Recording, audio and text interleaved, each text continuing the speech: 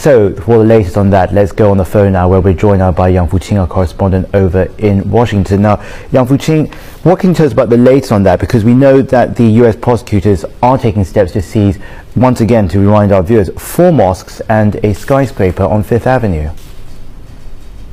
Well, yes, indeed, as you have reported, that according to the Associated Press, U.S. federal prosecutors filed a civil complaint in federal court Thursday against the Alavi Foundation, seeking the forfeiture of more than $500 million in assets.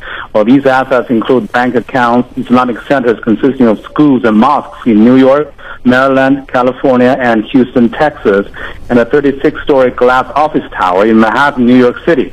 The U.S. has long suspected the Alavi Foundation was an arm of the Iranian government. Prosecutors said the Alavi Foundation managed the office tower on behalf of the Iranian government and, working with a front company known as Assad Corp, allegedly funneled millions in rental income to Iran's state-owned bank Meli.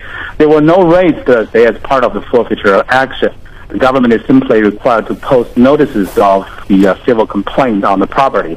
The mosques and the skyscraper will remain open while the forfeiture case works its way through court in what could be a long process. What will happen to them if the government ultimately prevails is unclear, but the government typically sells properties it has seized through forfeiture.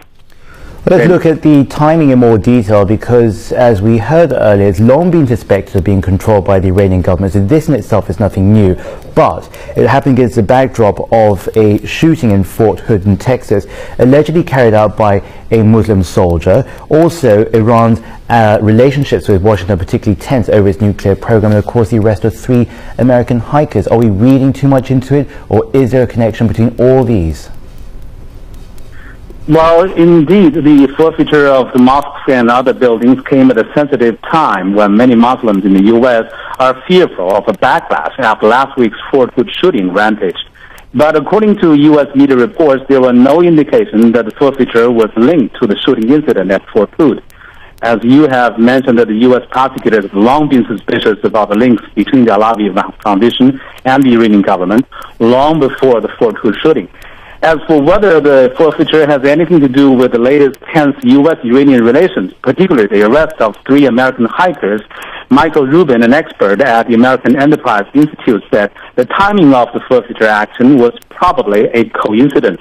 However, it is extremely rare for U.S. law enforcement authorities to seize a house of worship, a step fraught with questions about the First Amendment right to freedom of religion.